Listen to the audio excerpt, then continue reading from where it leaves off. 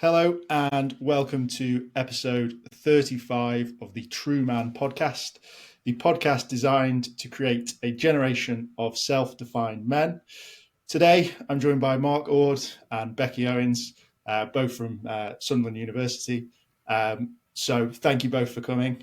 So this is a first for the TRUUMAN Podcast, as we have two guests and we also have a woman, which is a first. So Becci, first and foremost, thank you so much for being with us. And Mark, also thank you so much for being with us today. I always start this podcast with a tricky question. So I'll start with you, Mark, because it's probably easier for you to answer than Becci. But Mark, in your own words, what makes you a man? That is a tricky question to start with, isn't it? How do you define masculinity? Well,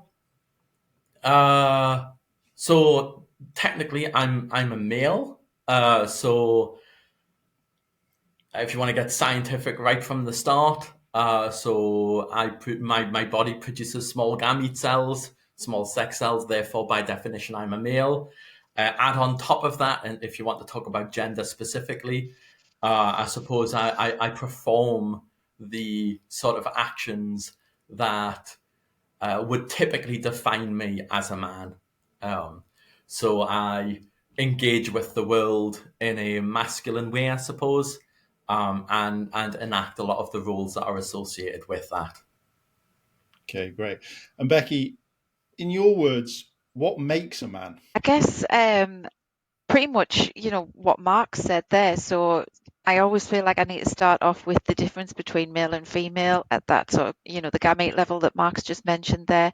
And we tend to see that your gender identity correlates with that, but not always. And obviously it's not a categorical thing. You're not either all masculine or all feminine.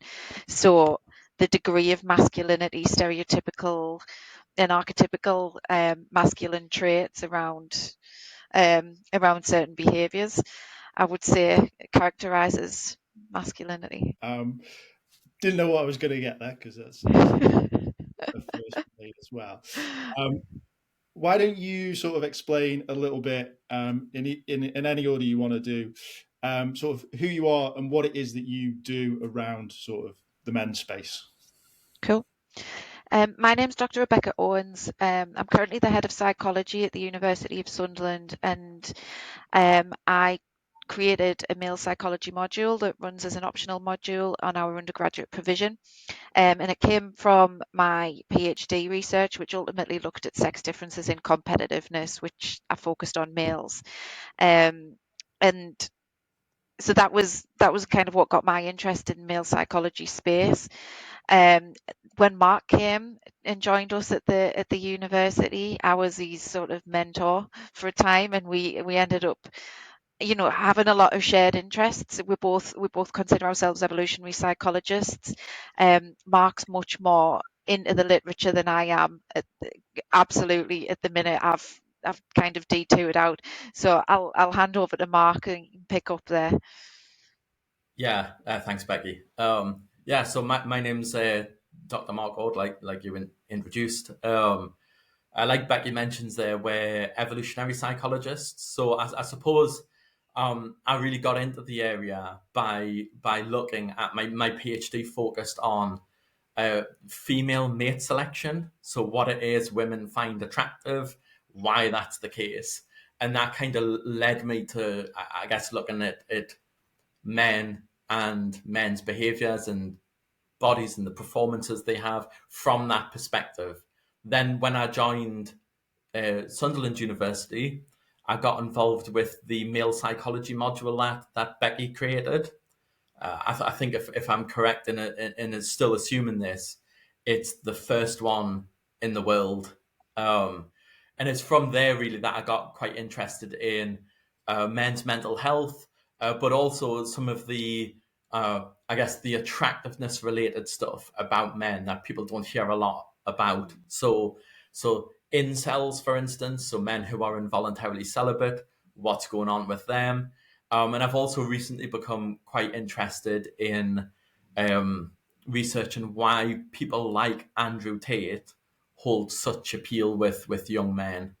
So I guess that's kind of where I'm at with my teaching research career. So it's going to be a good episode. We've got a lot to talk about. Is what we've established there.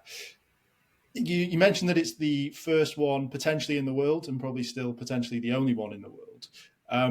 When it came to sort of setting that up, Becci, were you met with much resistance? What was the sort of feedback from when you tried to create this side? No, nothing. It was really weird that then retrospectively everyone thought that I would have been met with resistance around it, because the university would just really support. We're all encouraged to put forward modules that are based on our area of interest and expertise, and that's all I did. And I discussed it with some members of the male psychology section of the British Psychological Society, which I still currently am a member of.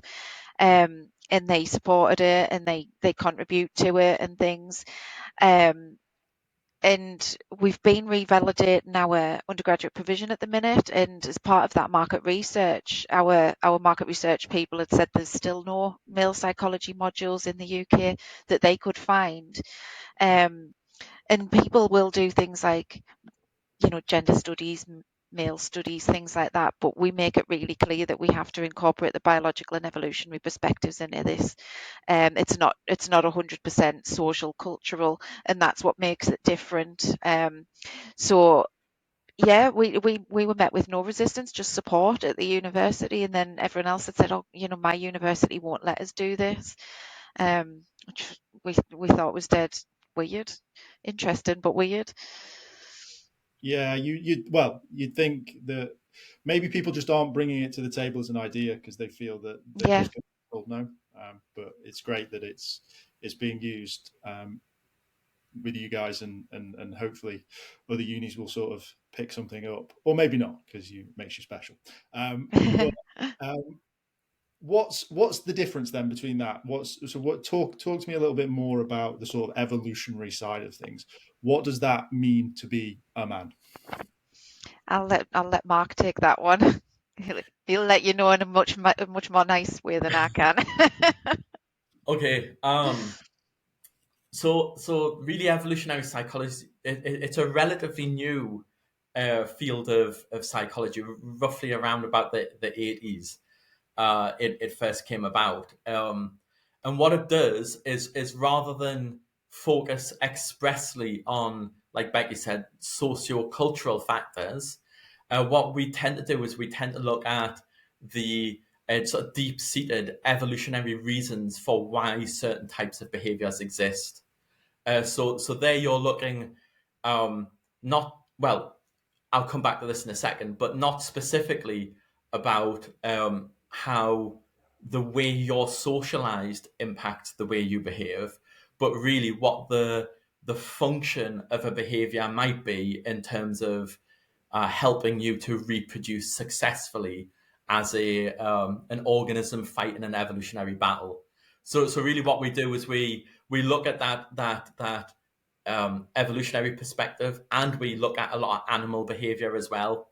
So what's quite interesting is by looking at the animal behavior, we get to see human behavior in a way that's never really discussed. So a nice example of that is if you talk about sex differences and aggression.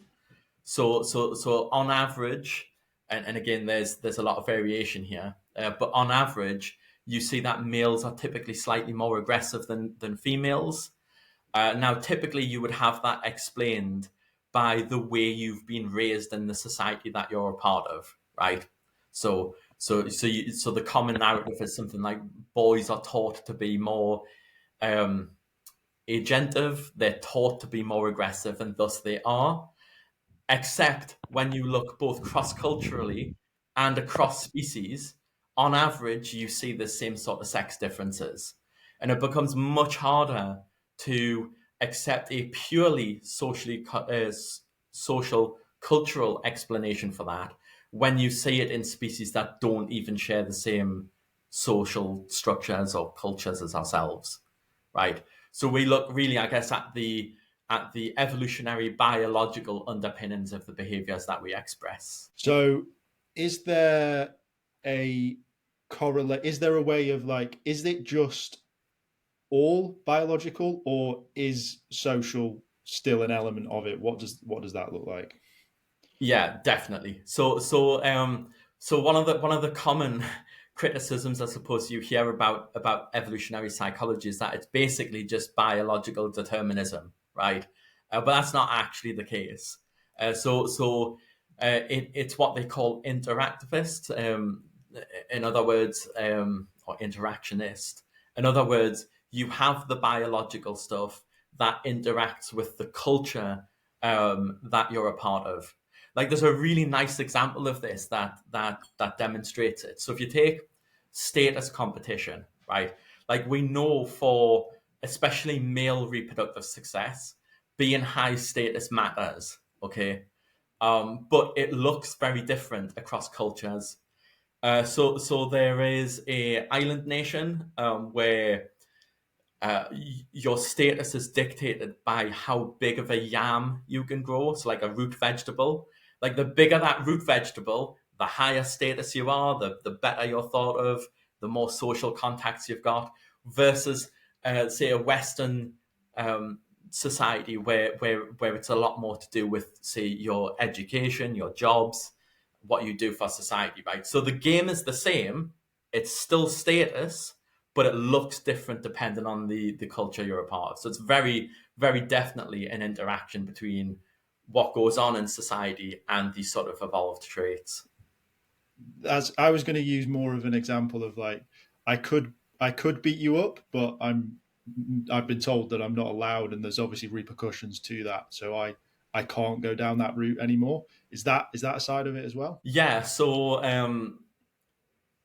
you would have, for instance, if you talk about competition between men, I guess to some degree this underlying physicality that exists there, right? So you've got that sort of physical threat that's there, but there are consequences to acting upon it, and it looks different depending upon the cultures that you're in. I'm not sure if it's still the case. I don't think it is, but I know in the past there was a small tribal society in the Philippines where they gather their status, their transition into manhood by acts of physical violence.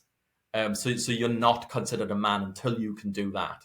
But in our society, for instance, in modern society, there are often costs associated with acting out in aggression that don't necessarily improve your status, but negatively impact upon it. So yeah, for sure, there's that interaction between these evolved aggressive tendencies and the society that you exist in.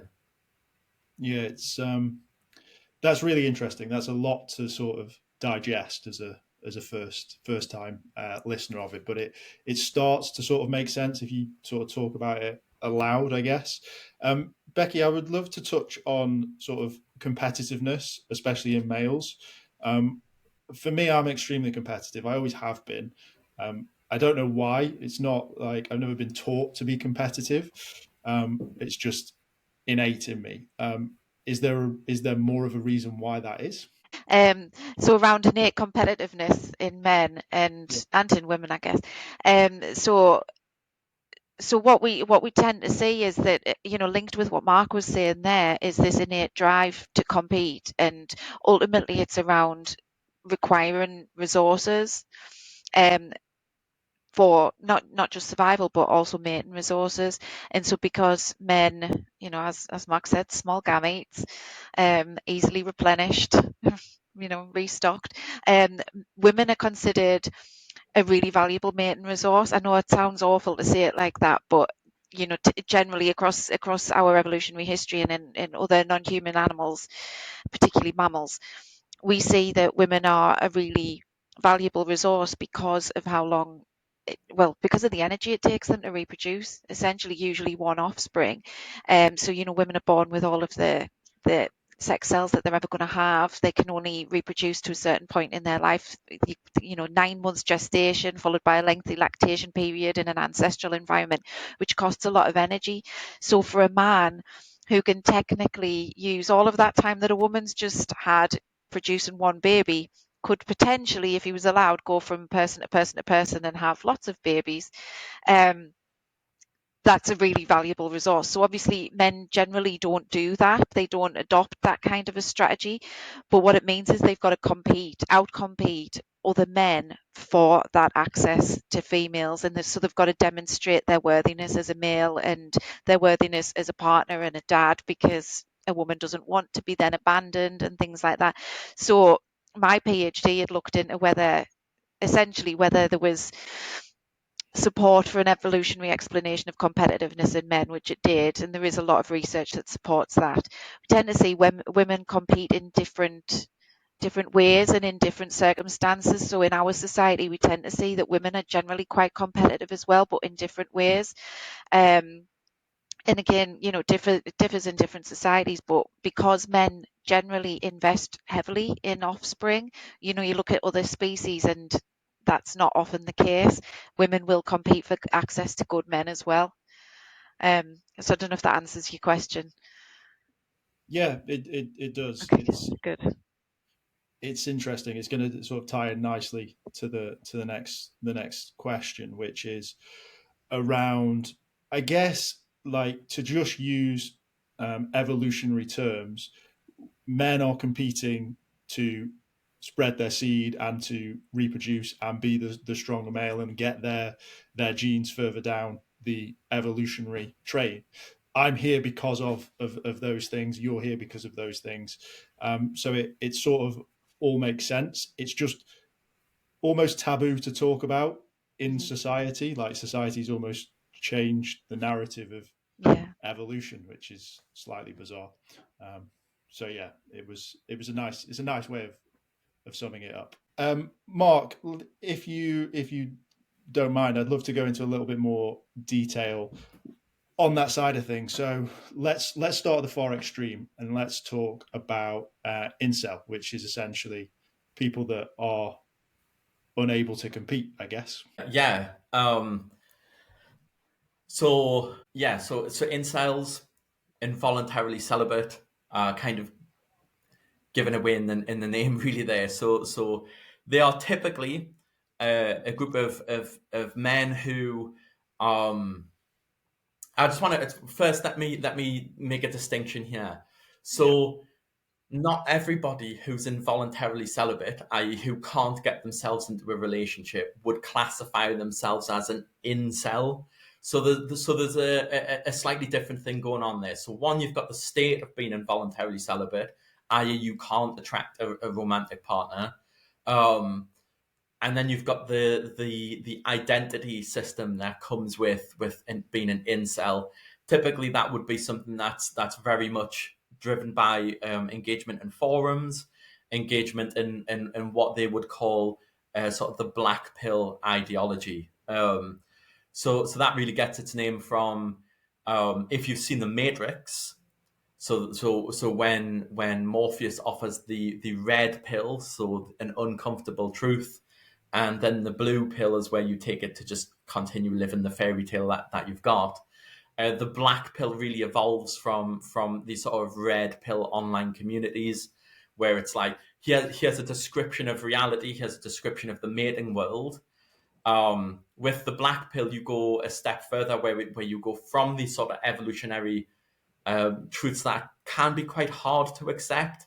For instance, on average, that women have a height preference for taller men, for slightly stronger men, for men on average with a good level of income, education, etc. If you don't meet these criteria, it's not exactly a pleasant place to be in. It's very uncomfortable to sit with that truth. And then the black pill kind of makes it very fatalistic, very nihilistic, where there's really nothing you can do about this reality. You just have to accept the fact that you're essentially going to die alone, because no one views you as a potentially valuable partner. So the incel community kind of goes down this very fatalistic route. They take a lot of the evolutionary findings that we have. To some degree, there's a little bit of misrepresentation there. So there's a guy called William Costello. So he's a PhD student over at Texas. He did a really nice piece of research where he looked at what incels and non-incel men think women want, and what he found was that both incels and non-incels over-interpret how important physical attractiveness is, looks and income is for female mate choice, and underestimate things like kindness and trustworthiness and humor and stuff like that. But the incels do it to a larger extent. So there is a bit of a sort of misrepresentation of what's going on in the mating market. But because they believe it's very fatalistic, it comes associated with a lot of mental health issues. There's very high levels of depression, anxiety, social anxieties, clinically diagnosable levels of these sort of mental health issues. So yeah, it's a fairly dark place to be for seemingly a growing number of young men, especially. Okay, I did a podcast a couple of episodes ago, and he talked about capability and morality, and when women choose a partner, they're looking at capability over morality. Does that make any sense to you guys, or is there more to that? Is that an oversimplification of that? I think there's evidence that competence is attractive, right? Like so if, say, for instance, you look at high levels of educational success, we know that on online dating, for instance, there's a preference for selecting high levels of education, right? So these are all indicators of achievement, essentially, of the ability to achieve. So I suppose to some degree there is a selective pressure towards competence. I don't know that morality wouldn't be factored into that. Like, I suppose it varies a lot between circumstances. But for instance, kindness. If you would deem kindness to be some sort of virtue of morality, we know that that's a really important factor in especially long-term mating preference. So I'm not entirely sure I would just draw a distinction between the two. Yeah, he was saying that it was sort of around why women or the nice guy finishes last, and they would choose capability over morality, but they prefer capable moral men, which probably ties into the kindness side, because morality would be kindness.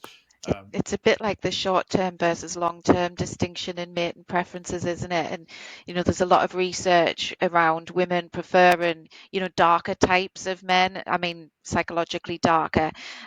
Those men who are the bad boys, who they're not going to invest, they're not going to stick around. But they can't help but be attracted to them. And quite often you would ask women in some research around attractiveness, and they'd say absolutely not attracted at all. But then you see behavioural studies and they say that they're not attracted, but they are attracted to them. And again, it's a bit one of those sort of uncomfortable truths that bad boys are generally quite attractive, but not for long-term mates. And that tends to be where you see kindness and morality becoming more important in a longer-term mate, someone who's going to be around and someone who's going to be the dad of your children and raising your children and things like that. So maybe it sort of ties in with that distinction a bit. Yeah, I think that. Well, that's a question for you, Mark. Is that what the incel community is looking at? Are they looking at short term and judging it long term? No, not necessarily. I don't think that they are. I think so. So the incel question's an interesting one, right? Because it brings to light a lot of the sort of morally questionable stuff that goes into a lot of mate selection, right? So the reality of it is Becky mentioned this earlier. So we have a theory that we call parental investment theory, right? And just to very briefly recap what Becky was saying there, the higher the cost to reproduction, the more selective an individual animal becomes. Okay, so women, especially human females, they have a lot of investment that goes into reproduction. It's very costly even to gestate. There is a substantial amount of cost that goes with rearing children. And arguably, if you're a parent, that seemingly never ends across your lifespan, because what ultimately happens is you end up investing in grandchildren rather than the children. So the investment never ends. So consequently, you end up with quite a lot of selection that goes on there, and you select on physical appearance because that is indicative of gene quality. So things like how well your immune system copes with the environment, but also how attractive is your offspring going to be. So is your offspring going to be reproductively successful so that they can go on to spread their genes in the future? But also a lot of these sort of kindness, parental investment things for long-term partners. So you have a population of women who are highly selective because that's better for their overall reproductive success. And then you have that interacting with a lot of cultural stuff that goes on. So one of the interesting things, I don't know if you've come across this yet, is this idea of hypergamy. So the idea that, and I'm going to use it in a very specific context here. So when we look at, say, online dating, we see that women, but not men, preferentially select for men who are at least as educated as themselves, but often more educated. So it's this selecting up in social status. So we see that. We see that interacts with, for instance, the increase in the number of women who come out with degrees and the decrease in the number of men who come out with degrees. So one of the things you see in incel communities is they have a larger percentage of people who have never been in employment, education, or training, people who still live at home with their parents, people who tend to be at least self-described less attractive. We don't know that that's necessarily the case yet. I've got some stuff going on to test it, but that's how they describe themselves. And we also see a large amount of things like autism spectrum disorders in incel communities. And that's not to say that if you're autistic, that means you're going to be an incel. But what it does mean is a lot of the sort of complex social games that go on with mate selection are much more difficult. So combined, what you end up with is a highly selective female population, and then a proportion of the male population that does not meet that overall selective criteria. So does that answer your question? It creates other questions, but that's the beauty of a podcast. So if we look at it from an evolutionary point of view, we were, correct me if I'm wrong, smaller tribes of people and groups of people, and let's say the incels or the less desirable males of those tribes probably didn't reproduce and didn't sort of grow, but they didn't have other incels to talk to. And if we talk about the rise of online dating and the online connectiveness of the world, we're now a 7 billion plus person tribe, essentially. Do you think that has an impact both on that selectiveness of females, but also that connectiveness of incels to create this community, essentially? The size of the community that we find ourselves in, the online environment, yeah? Essentially, yeah, how the internet's amplified it. I think it does. I think there's a lot of stuff that the online systems do. So take there's this really interesting graph from, I think it's Rosenfield. I'd have to get the name and double check it. It was a 2022 graph which really plotted how couples in America have met across time.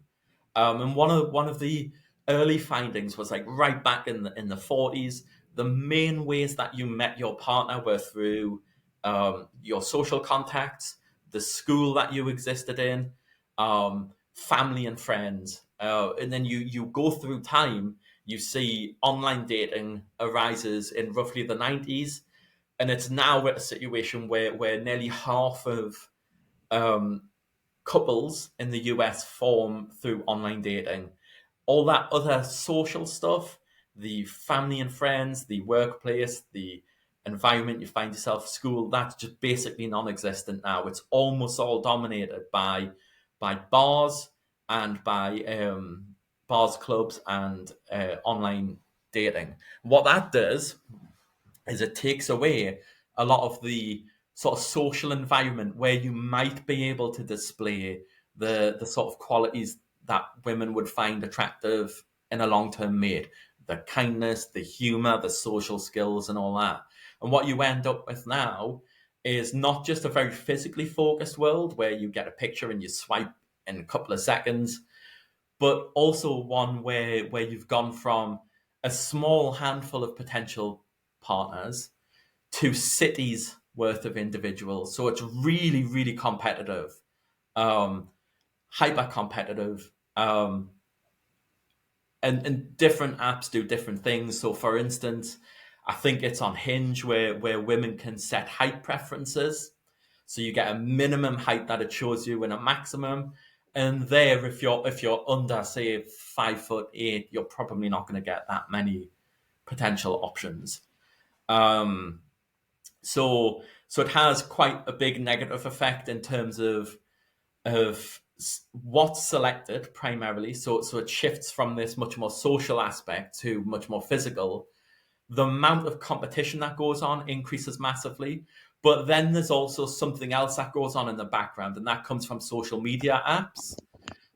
So if you look at TikTok, for instance, one of the things you see there is a lot of sort of gender warfare type narrative where if you get into, say, for instance, the red pill manosphere spaces, you get fed a lot of quite negative content about what it is women want. Like when I deliver lectures on this sort of stuff, I tend to show a couple of like clips where, for instance, it'll be like women saying that their husband needs to earn like $650,000 a year. So it's like a fraction of a percent of the US population.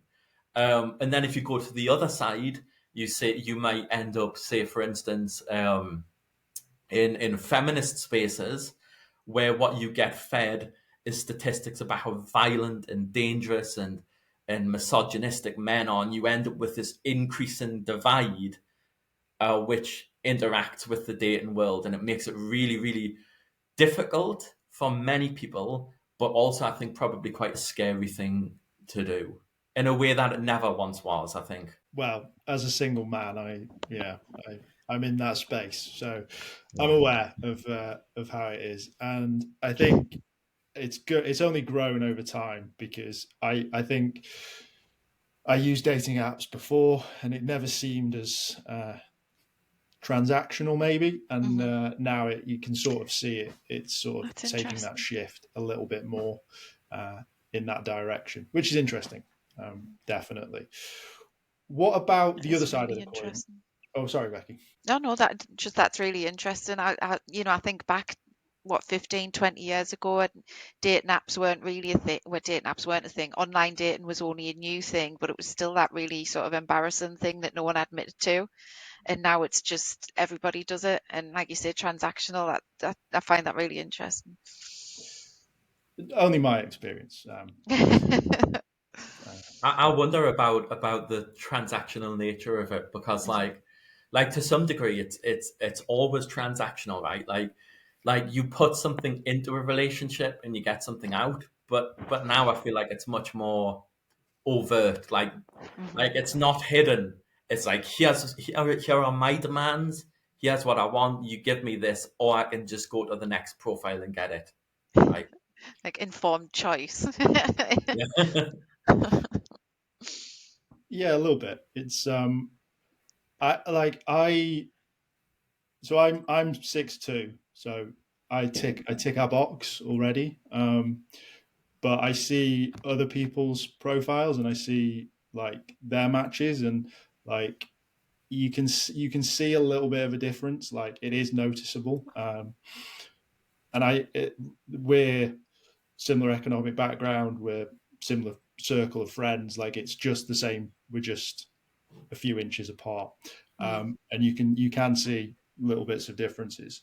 Um, what about the other side of the coin when it comes to the connectiveness? What has that done for that black pill community? Yeah, I think what it does is it creates a very lonely generation, and not necessarily a generation, but a proportion of a generation. And we know that one of the big issues. So to contextualize this a little bit, right? One of the things you hear a lot about culturally when you talk about incels is their threat to society. Okay. Now to be clear, just to caveat what I'm about to say, there have been incels which have definitely, some of them have killed people because of the things that they believe. So that does exist, right? But it seems when you look at the data, when you actually look at the individuals, in terms of threats of violence, the biggest threat is to themselves. So there's a huge amount of suicidal ideation in the incel communities, and often they post about wanting to kill themselves, and in fact, a lot of them do. So the loneliness drives um, this sort of suicidal ideation that exists in the group. So you end up with, not only do they have very high levels compared to non-incel populations of depression, of anxiety, you have this underlying um, sort of scream, I suppose, of lonely anguish that exists in these populations. And again, that's not to sort of minimize a lot of the sort of misogynistic stuff that does exist there. But what you end up with is the reason they get there is because they're lonely and they're not successful. Like there was an interesting study which proposed the idea that actually, because typically people think, you become an incel because you're a misogynist, right? You just hate women and therefore you become an incel. um, but actually it's not that simple. Frustrated mating effort, so the ability to not find a partner, um, is what combines with the sort of misogynistic stuff that goes on in the incel communities to create these individuals. And typically when people talk about incels, there's a lot of focus on sex. So it's like, oh, so what, you can't find someone to have sex with, sort of get over it. But we know that there's a lot more to relationships than that. We know, for instance, that long-term romantic relationships come along with increased friendship social groups, uh, all of the love that goes along with it, the support, the help that you give to your partner and receive from it. So it's not just sex. By not being able to gain access to the reproductive market, they lose all of the support services that I suppose people take for granted when they're in relationships, and thus they end up in this very dark place. And I think it's fair to say as well that um, the sort of misunderstanding and kind of the assumption that you are a misogynist and therefore you end up in this position and therefore you deserve what you get, that misunderstanding just contributes to it even more because it reduces the empathy that we feel, and that further reinforces the loneliness. It further pushes the group together, because what we know about group like incels, for example, is that, like Mark said, tend to have really high clinically relevant levels of things like anxiety and depression and loneliness, and then they end up only with each other, and then it's like, you know, shouting into a void of almost needing help and support and not getting any of it and just being met with utter disdain. And to touch back on the violent side of things, do you think that's a minority of this, but that's the thing that's gets the mainstream media, right? Yeah, so we know that when you look at forum posts, so the ones that put across the most extreme views, they're made by about 10% of the incel population. An even smaller percentage of those are the ones that go on to commit the sort of violent acts. I mean, there's not that many of them, less than you would expect if the ideology was what causes the violence, so to say. But like with a lot of this sort of stuff, it's the extremes which get brought to attention, right? Like that's what you see in the media. That's what you see talked about online. So I mentioned earlier about this sort of gender war narrative that goes on TikTok. If all you see is talk about misogynistic men and incel communities that are like plotting all of these awful things, and you come across a man who doesn't have a partner, who's very lonely because of that, who maybe even identifies as an incel, of course you're going to assume that they're this violent person who's a threat not just to your own life but to those around you, right? Yeah. So it's like that interaction we talked about what goes on in the culture versus the competitive strategies that we see. So you see this sort of reinforcement of highlighting a minority as if it represents the majority of the group, and therefore treating the majority as if they are that minority. Yeah. So if we take the two minorities, so the violence and the self-harm and the suicide, there's probably still a big chunk of this incel community that exists, right? And based on everything that you've been saying, I imagine there's still an evolutionary side to survival, and they're trying to maybe improve themselves and do these sort of things. Is that something that's seen in this community? Yes and no. So really, there are attempts that are made to improve themselves. So for instance, they have something that they call looks maxing, which is to say you try to improve your physical appearance as much as possible so that you can gain access to the reproductive market. But because the black pill's very nihilistic, very, very fatalistic in its ideology, a lot of them think that that's just wasted effort, right? So none of it works. The things people are attracted to are so biologically innate and determined that if you don't already meet them, there's no way that you're going to. For instance, the height thing, right? So it's not uncommon to hear women describe a preference for tall men, right? Like if you ever watch something like Love Island, for instance, and the women are talking about what it is they want, it's tall, dark, and handsome. And there was one piece of variation in that in this current series that was like tall, dark, and Texan or something like that. I don't know. I think she really liked the accent or something. But it's still there. The reality of it is, though, if you look around, right, like there's not that many men who are above 6 foot, right? Even fewer who are like 6'3", 6'4", right? And yet most people end up in a relationship, right? So again, what you've got there is this sort of stated preference versus what people actually end up in a relationship with. And I think how prevalent the stated preference is really impacts upon the incel community.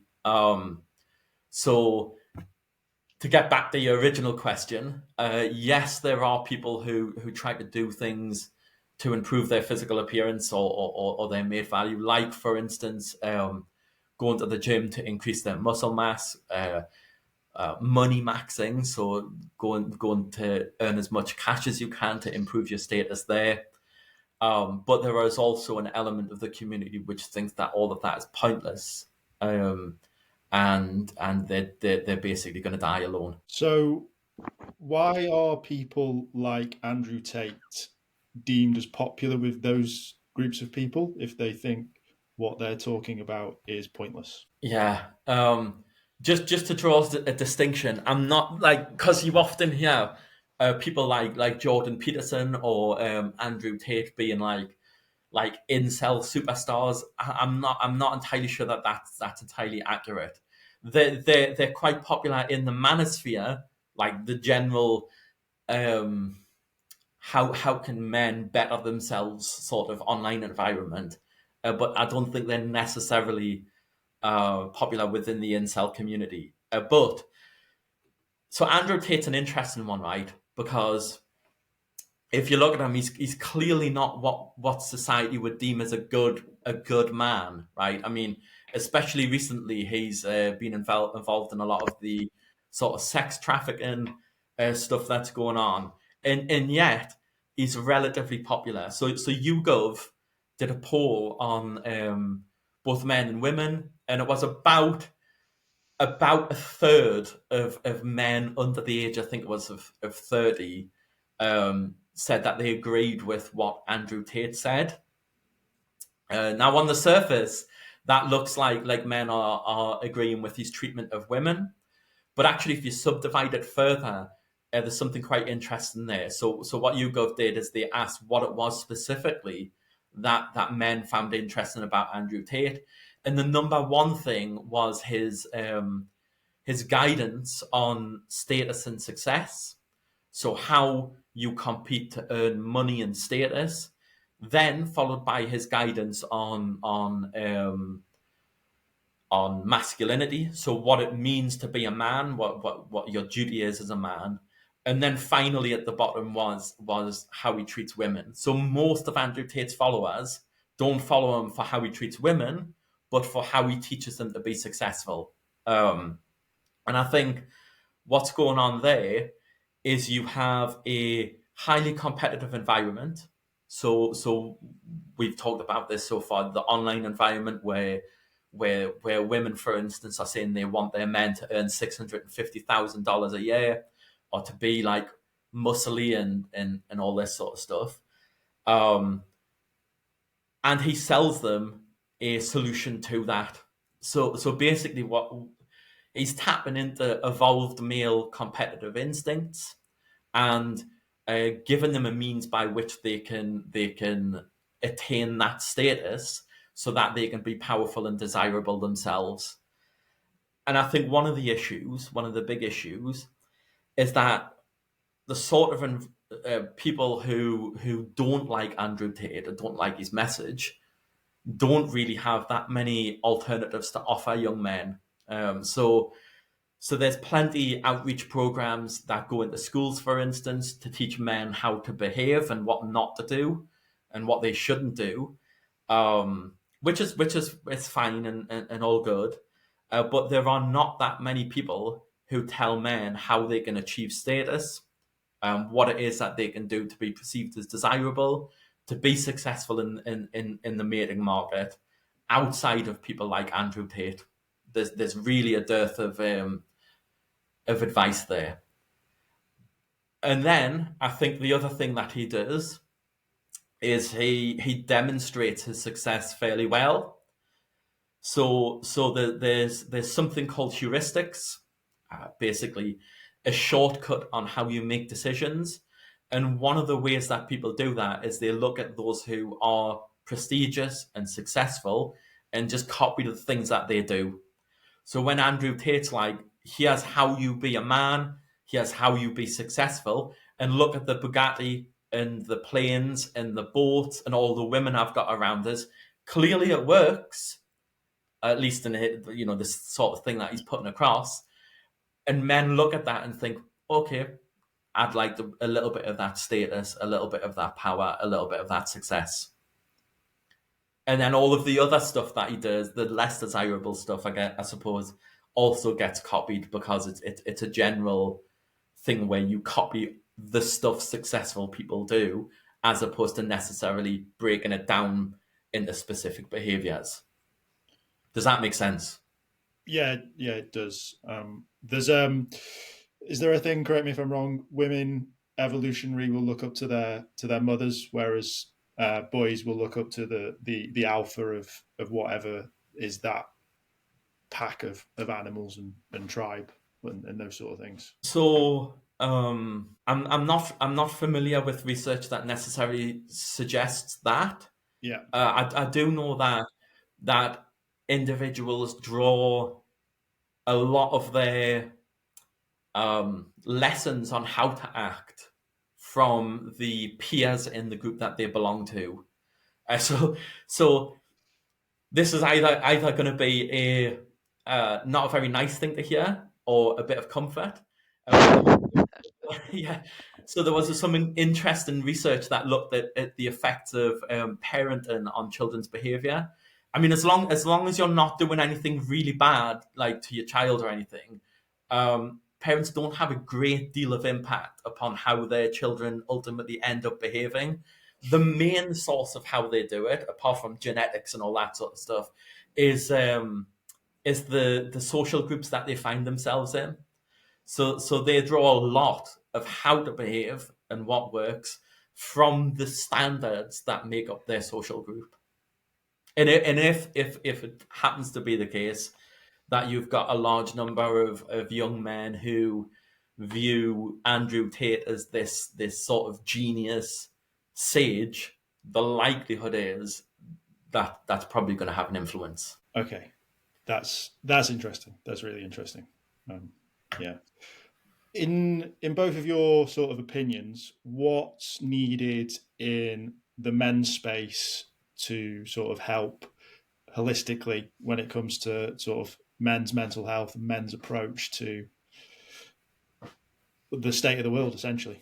I feel like what's really missing at the minute is that ability to think outside the box.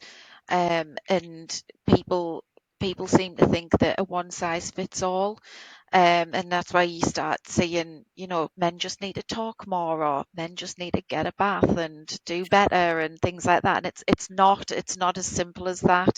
And by not looking at the full picture and just thinking you can learn something to change your behavior, or and that'll fix all your problems. It's not as simple as that. We just need to add something else in and have those conversations about how we can sort of facilitate that. And I know things are getting better. I think we're getting more aware of that now, but I feel like there's still a lot of resistance towards those kinds of perspectives and evolutionary perspectives. It's something me and Mark will talk about sometimes.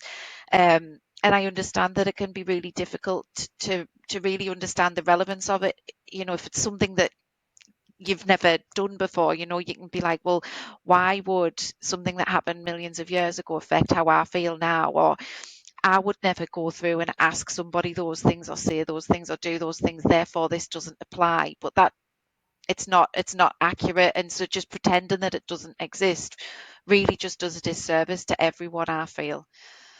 I don't know about you, Mark. Yeah, I agree. I think it's tricky with men's mental health services, especially in part because I think one of the prevailing things that get taught really is that there's not that much of a difference between men and women, and where differences do exist, it tends to be culturally or societally driven. Therefore, if you treat individuals all the same, it has the same impact. But I think there's some interesting data. I think there's Martin Seeger does a lot of work on male mental health, and I think he suggests that men don't necessarily respond the same way to therapy, like talk therapies, as women do. They can be successful and all that, but I think it's much more complicated than that. And I think there's a substantial amount of research that needs to be done on figuring out exactly what it is that works and why.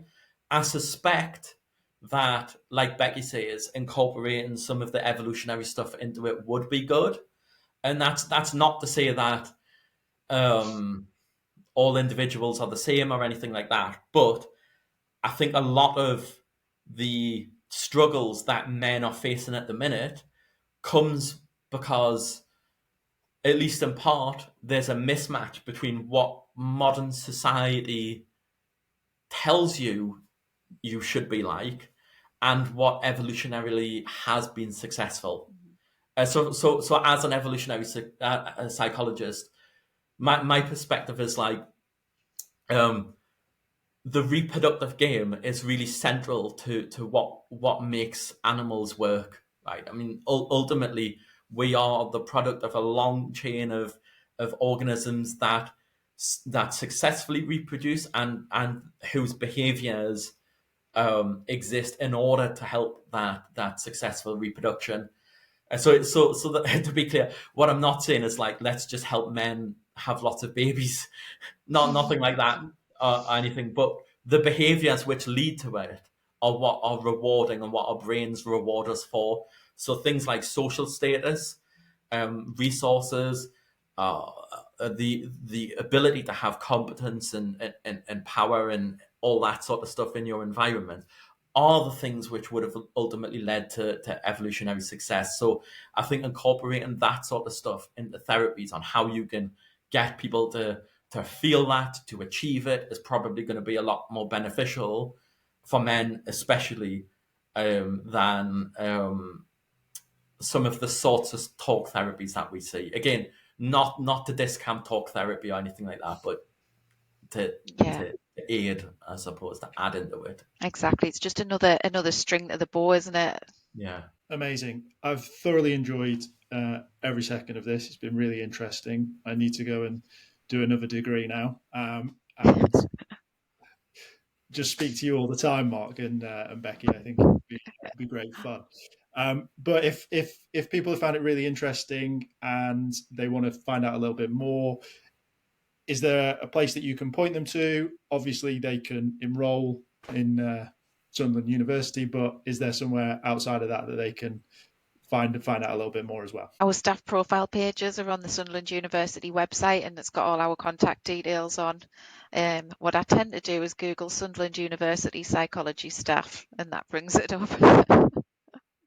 Yeah, that's a good place to find contact details if you want to speak to us.